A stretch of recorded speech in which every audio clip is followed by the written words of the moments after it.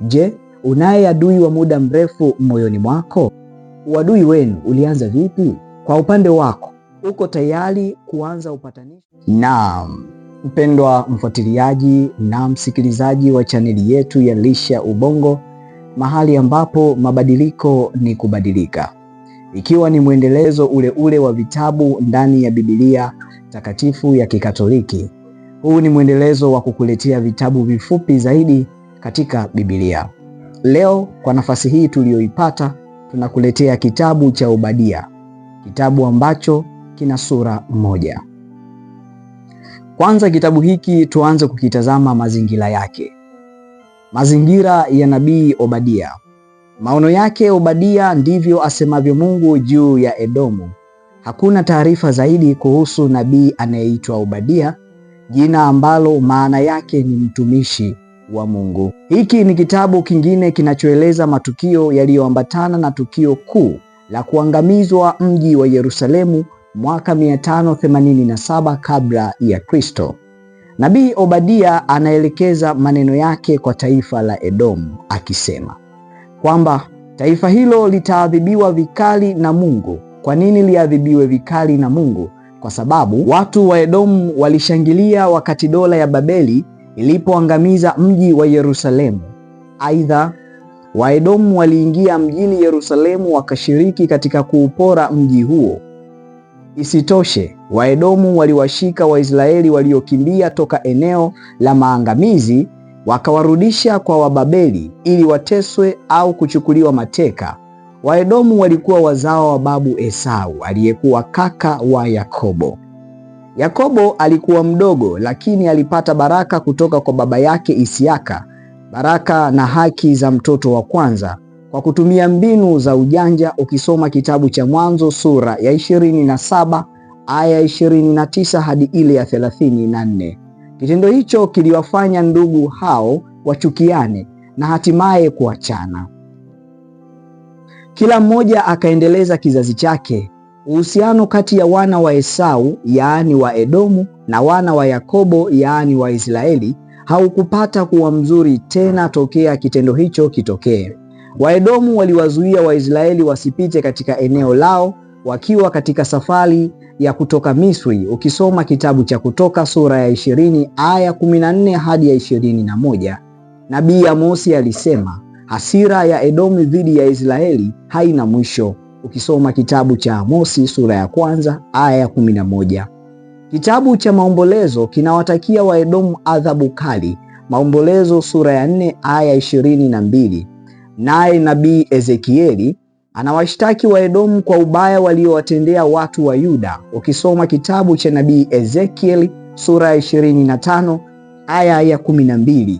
Waedomu waliikalia nchi ya Yuda pindi wenyewe walipochukuliwa utumwani Babeli. Aidha, Waedomu walipinga maendeleo ya Waisraeli baada ya kurejea kutoka uhamishoni. Haijulikani kitabu hiki kifupi sana kiliandikwa lini. Matendo ya Waedomu dhidi ya Waisraeli yanayotajwa kitabuni yalitukia wakati wa maangamizi ya mwaka 587. Obadia anatangaza kwamba Waedomu wataangamizwa kwa sababu ya kile walichowatendea Waisraeli. Kuangamizwa kwa taifa la Edomu kulitokea mwaka 312 kabla ya Kristo.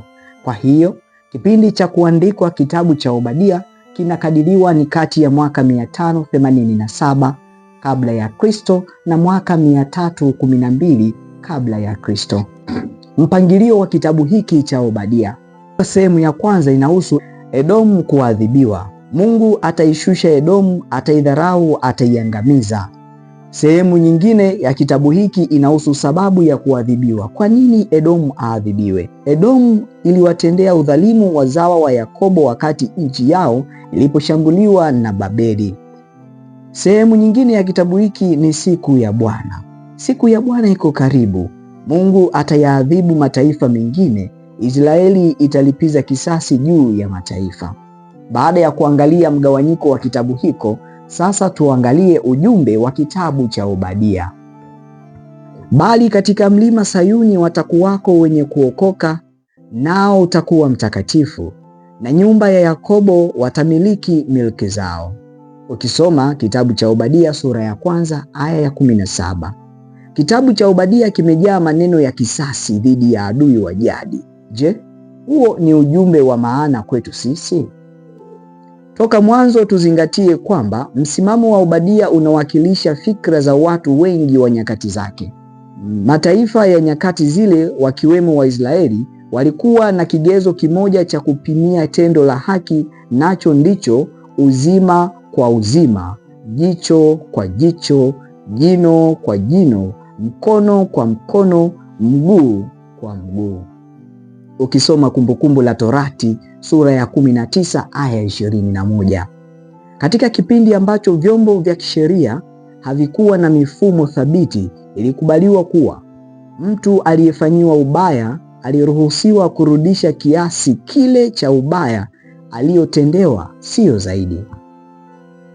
Nabii Obadia alikuwa katika mtazamo huo wa mambo hayo.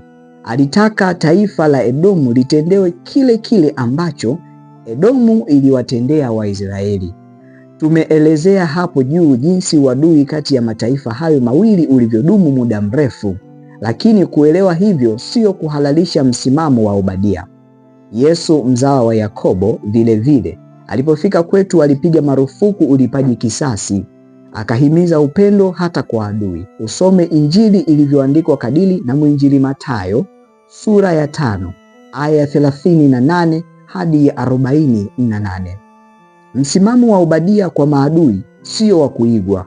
Ujumbe wa Obadia kwa Waisraeli ulikuwa kuwahakikishia kwamba licha ya vitendo vya Edomu, Mungu atawafadhili watu wake. Kivipi? Kwa vipi? Jibu ni wazao wa Yakobo wataimiliki tena nchi yao. Ni changamoto gani zinapatikana katika kitabu hiki ambacho sisi kwetu iwe ni funzo katika maisha yetu ya kila siku? Changamoto hizi zimewekwa katika mfumo wa maswali. Tujiulize, kisha hapo tuhusianishe na maisha yetu. Je, unaye adui wa muda mrefu moyoni mwako?